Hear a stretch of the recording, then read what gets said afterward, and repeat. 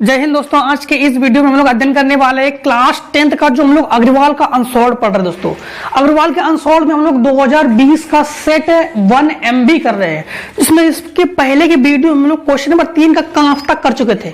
आज की इस वीडियो में तीसरा का खास स्टार्ट करने वाले थे दोस्तों। और अगर आप कोई भी अनसॉल्व लेके बैठे हो कोई दिक्कत नहीं है, केवल आप उसमें केवल क्या देखना है कि सेट MB देखना है, बस MB जिसमें मिल जाए उस सेट को आप सॉल्व करिए। उसी सेट को हम लोग अध्ययन कर रहे हैं। तो चलिए शुरू करते वीडियो को। सबसे पहले तीसरे खा में क्या लिखा गया? तीसरे खा में लिखा गया हमारे पास कि संख्या 0.66 को PQ के रूप में व्यक्त करना है।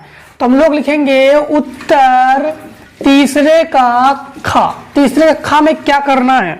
हमें करना है कि संख्या 0.66 डॉट डॉट को हमें किसके रूप में व्यक्त करना? P/Q के रूप में व्यक्त करना है। P/Q का रूप का मतलब ही होता है दोस्तों परिमेय संख्या। तो इसके लिए सबसे पहले हम लोग क्या करते हैं कि इसमें मानते हैं। हम लोगों ने क्या मान लिया? सबसे पहले ध्यान देना कि हमने माना कि x बराबर 0.6 और इस पे लगा दिया बार। क्यों बार लगा दिया? x बराबर इसको मान लिया हम लोगों ने, x बराबर मान लिया। बार तब चढ़ाया जाता है जब एक संख्या की बार बार आवृत्ति हो तो उसके ऊपर बार चढ़ा देते हैं। इसको हम लोग आवृत्ति भी कह सकते हैं या पुनरावृत्ति भी कह सकते हैं। तो यही बार चढ़ा दिया हमने। अब हम लोग क्या करते हैं कि दोनों पक्षों में 10 का गुणा करने पर, दोनों पक्षों में 10 का गुणा क्यों करेंगे? क्योंकि यहां पर एक संख्या है। अगर 2 संख्या होती तो हम लोग 100 का गुणा करते, अगर यहां पर 3 संख्या होते तो हम लोग 1000 का गुणा करते। तो ये हो गया 10, ये हो गया हमारे पास 10 x और बराबर ये हो गया 6.0 क्या हो जाएगा 0।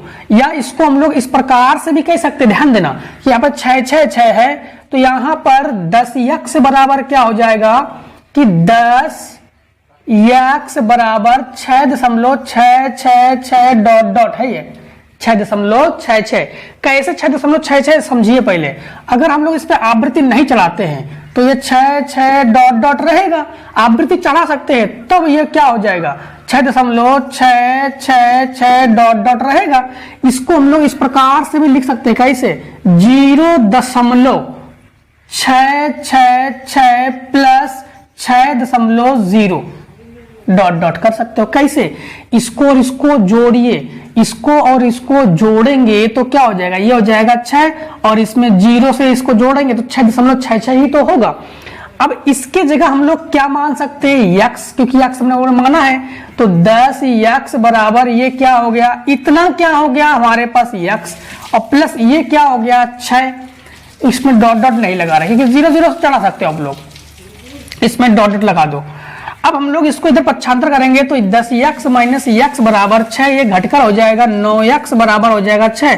तो ये जगह 3 त्रिका 9, 3 दूनी 6, तो x बराबर ये आ जाएगा 2/3 और ये आ गया हमारे पास दोस्तों तीसरे का खा का आंसर। अब हम लोग करेंगे तीसरे का गा। तीसरे का गा में हमसे क्या पूछा गया है? देखिए तीसरे के गा में हमारे पास लिखा गया है, तीसरे का खा के बाद तीसरे का गा। तीसरे के गा में लिखा गया है कि 10 सेंटीमीटर नहीं तो गा हो गया। गा करेंगे वृत्त के व्यास AB के सिरे। तो A का निर्देशांक हमारे पास क्या दिया गया है?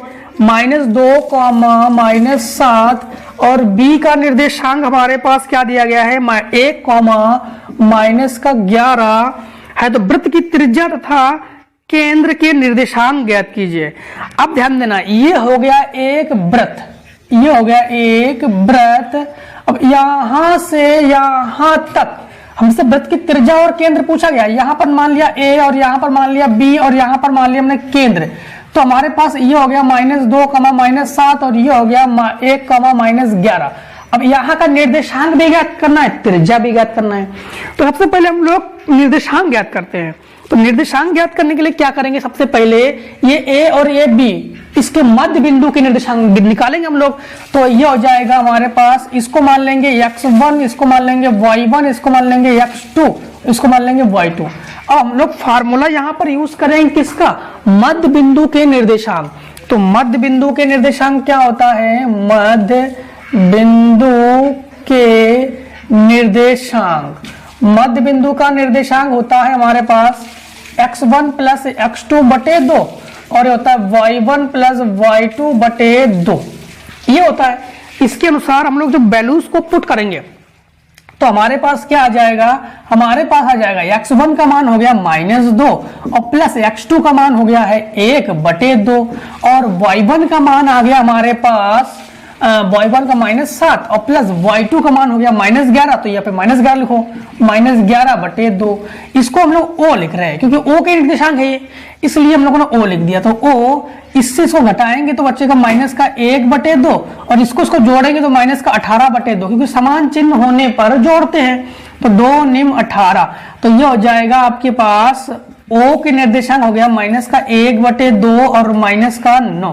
ये तो दोस्तों हो गया हमारे पास इसके मध्य बिंदु के निर्देशांक। अब त्रिज्या ज्ञात करने के लिए क्या करते हैं, त्रिज्या, अगर त्रिज्या हम लोग व्यास का आधा होता है तो सबसे पहले व्यास ज्ञात कर लेते हैं। व्यास ज्ञात करने के लिए इन दोनों के बीच की दूरी ज्ञात करेंगे, इन दोनों के बीच की दूरी यानी ए बी के बीच की दूरी।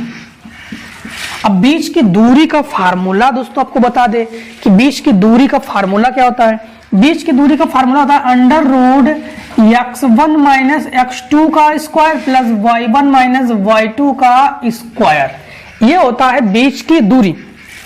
इसके अनुसार वैल्यूज को पुटअप करेंगे, जब वैल्यूज को पुटअप करेंगे तो हो जाएगा √AB बराबर, जबकि AB वृत्त का व्यास है तो x1 की जगह हम लोग क्या लिखेंगे, x1 की जगह -2 लिखेंगे और -x2 की जगह हम लोग क्या लिखेंगे, 1 लिखेंगे का वर्ग।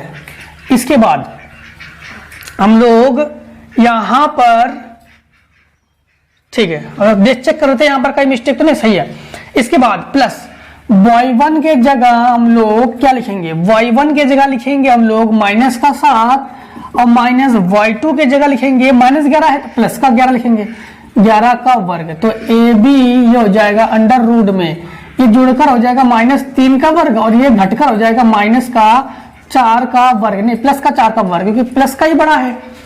अब हम लोग जानते हैं कि ए वर्ग में माइनस प्लस हो जाता है, 3 का वर्ग 9 और 4 का वर्ग 16 बराबर अंडर रूट का ये हो जाएगा 25। तो किसका वर्गमूल है, ये 5 का है, तो AB बराबर हो जाएगा 5।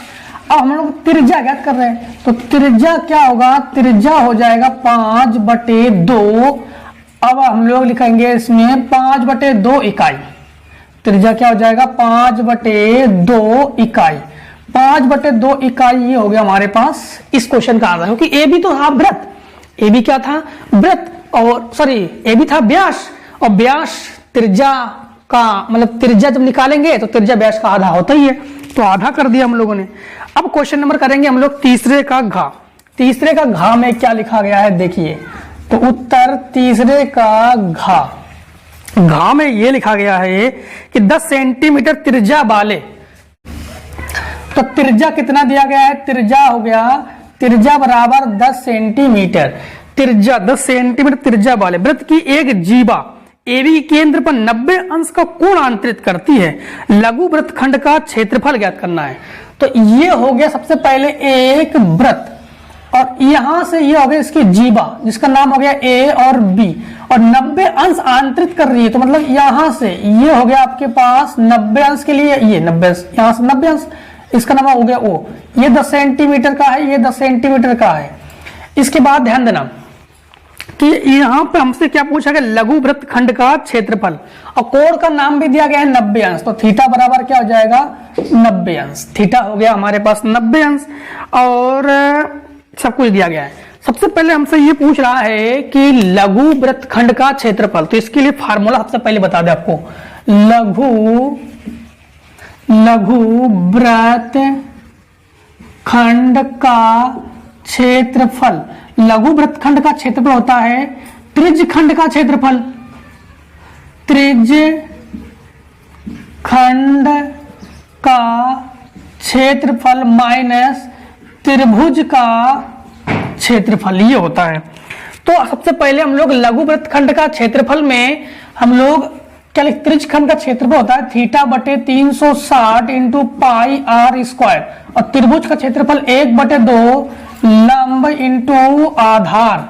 तो थीटा का मान हमारे पास 90 है और बटे 360 90 हो गया, पाई का मान हो गया 22/7, आर का मान हमारे पास 10 इंटू 10 और माइनस 1/2, लंब भी 10 है और आधार भी हमारे पास 10 ही है, क्योंकि लंब भी 10 है आधार भी 10 है।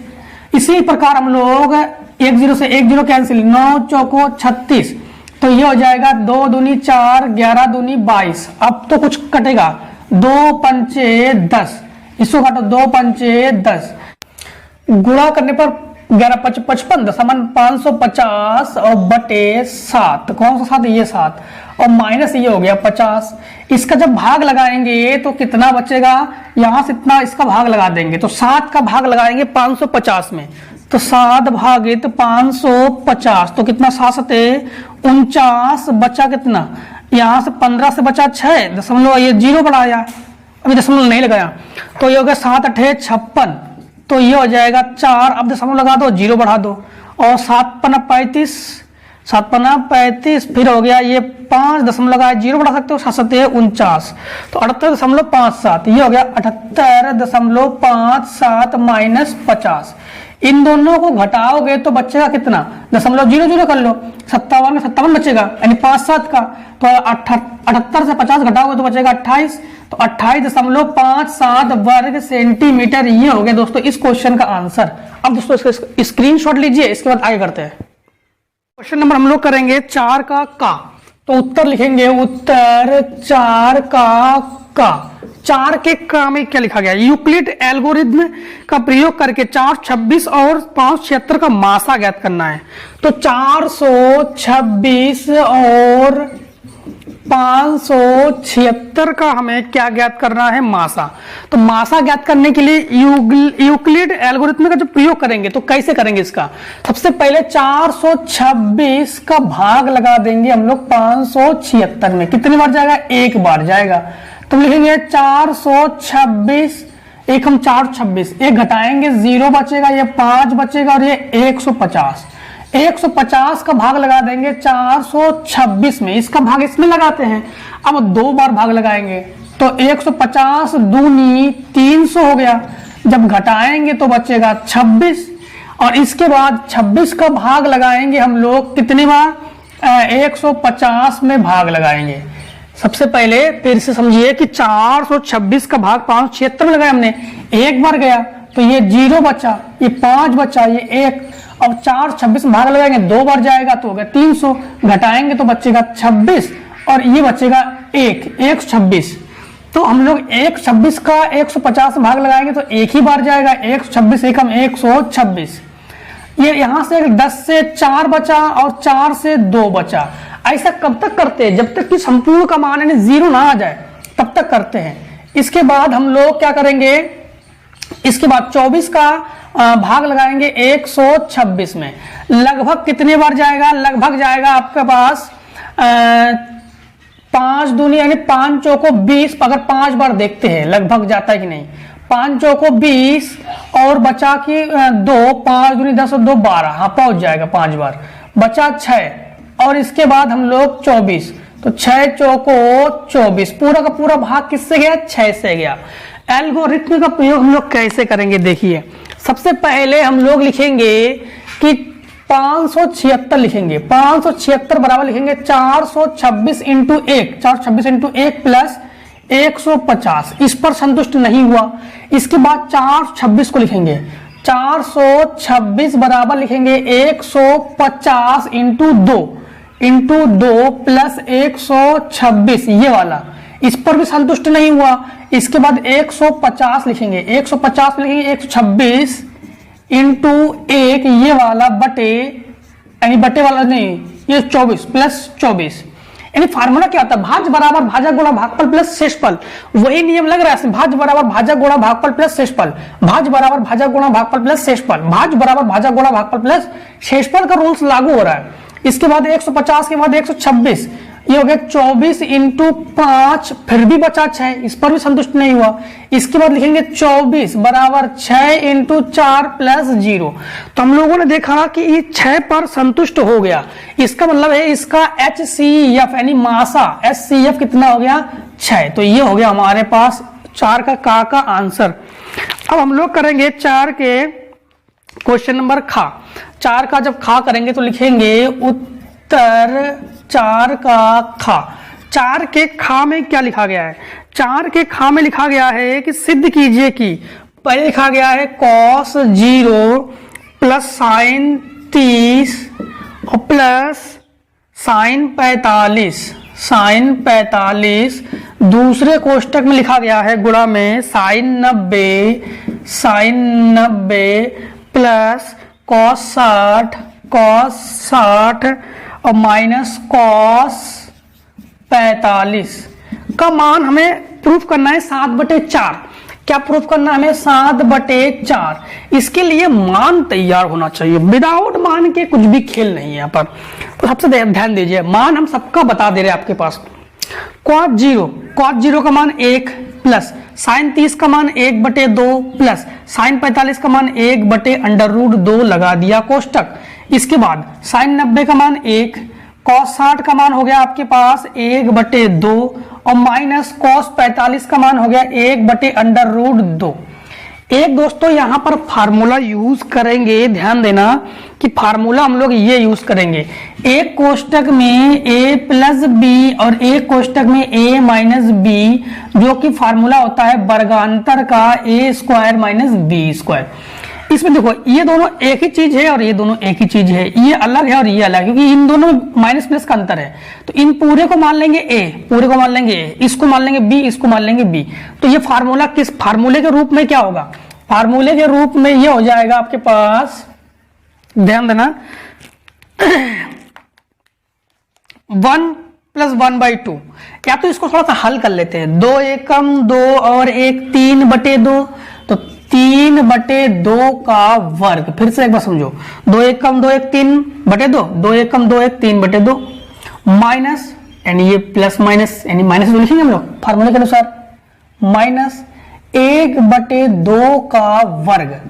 तो ये हो जाएगा 3 का वर्ग 9 और 2 का वर्ग 4, 1 का वर्ग 1 √2 का वर्ग 2, दोनों का एलसीएम हो जाएगा 4। तो 9 एकम 9 और 2 दूनी 4 तो 2, और ये घटकर हो जाएगा 7/4। यही हमें प्रूफ करना था, 7/4 हमारे पास आंसर आ गया। अब हम लोग चौथे का करेंगे गा नंबर। चौथे का गा नंबर में क्या कहा गया है? देखिए चौथे का गा नंबर में कहा गया है उत्तर चौथे का गा में हमसे ये कहा गया है कि बिंदुओं 3, -3 और 9, 3, -3 9 को मिलाने वाली रेखा को समत्रिभाग करने वाले बिंदुओं के निर्देशांक ज्ञात कीजिए। समत्रिभाग करने वाले, समान 3 भाग करने वाले से ये रेखा हो गया, यानी यहां पर हम लोगों ने इसको मान लिया a, यहां पर और यहां पर इसको मान लिया b। ध्यान देना कितने भाग करना? 3 भाग करना है। तो यहां से यहां तक 1 भाग, फिर यहां से यहां तक 1 भाग, यहां से यहां तक 1 भाग, यानी ये ध्यान देना कि यहां से ये हो गया 1 भाग, दूसरा भाग, तीसरा भाग। तो यहां पर हमारे पास बिंदु हो गया 3, -3 और यहां पर हो गया 9, 9। अब इसमें सबसे पहले समत्रिभाग कर रहे हैं, तो अगर हम लोग यहां से यहां तक जाएंगे तो ध्यान देना इसका नाम दे दिया हमने P और इसका नाम दे दिया Q। तो अगर हम लोग AP से B यानी AP से PB जाते हैं तो हमें क्या मिलता है? 1, यहां का भाग हो गया 1, अनुपात यहां से इतना भाग हो गया 2, तो 1:2। और अगर हम लोग इधर से उधर से गिनते हैं BQ से, अगर हम लोग QA आते हैं तो हमें क्या मिलता है? फिर से वही 1:, या तो फिर एक काम कीजिए 1:2 ही मिलेगा। अगर हम लोग AQ से हम लोग QB जाएंगे तो हमें मिलेगा 2:1। तो इस सवाल को हम लोग 2 तरह से हल कर सकते हैं, एक तो 1:2 से और एक हम लोग कर सकते हैं 2:1 से। तो दोनों से ही हम लोग किसी एक से कर दो, कोई दिक्कत नहीं, बोर्ड एग्जाम में कोई दिक्कत नहीं। तो ध्यान देना, हम लोग सबसे पहले इसको मानेंगे x1, इसको मानेंगे y1, इसको मानेंगे x2, इसको मानेंगे y2, इसको मानेंगे m और इसको मानेंगे m1, इसको मानेंगे m2। फार्मूला यहाँ पर ध्यान देना, इन्होंने कहा तो नहीं कौन सा फार्मूला लगाना है, तो फार्मूला या तो अंतः विभाजन लगा दिए तो बाह्यता विभाजन, लेकिन हमें लगाना हर कंडीशन में अंतः विभाजन के निर्देशांक। तो अंतः विभाजन के निर्देशांक, अंतः विभाजन के निर्देशांक हमारे पास होता है कि m1 x2 plus m2 x1 बटे m1 प्लस m2, और दूसरा होता है m1 y2 plus m2 y1 बटे m1 प्लस m2। ये फार्मूला किसका हो गया, अंतः विभाजन के निर्देशांक का। इस फार्मूले के अनुसार हम लोग सभी वैल्यूज को पुटअप करेंगे, तो m1 के जगह यहां से लिखेंगे 1 और इनटू हम लोग x2 की जगह क्या लिखेंगे 9 और प्लस m2 की जगह लिखेंगे 2 और x1 की जगह लिखेंगे 3 और बटे 1 प्लस 2। इसके बाद m1 की जगह लिखेंगे 1, y2 की जगह लिखेंगे 9 और m2 की जगह लिखेंगे 2, यहां से 2 और y1 की जगह लिखेंगे -3 बटे 1 प्लस 2। ये आ जाएगा 9 एकम 9 और प्लस 3 दूनी 6 बटे 8 लिख गया, सॉरी दोस्तों, 3 दूनी 6 और ये हो गया 1 और 2 जोड़ेंगे तो हो जाएगा 3, और इसके बाद ये हो जाएगा 9 एकम 9 माइनस का 3 दूनी 6 बटे 3। इन दोनों को सब्ट्रैक्ट करेंगे तो ऐड करेंगे, जोड़ेंगे तो हो जाएगा 15 बटे 3 और ये हो जाएगा घटाएंगे तो 9 से 6 घटाएंगे 3 बटे 3, ये कट के हो जाएगा 1, ये हो गया 3 बचे 15, तो ये हो गया 5,1। ये दोस्तों हमारे पास ये हो गया आंसर। एक दूसरा आप लोग कैसे लगा सकते हो, 2,1 से, इसको m1 इसको m2 से लगा सकते हो।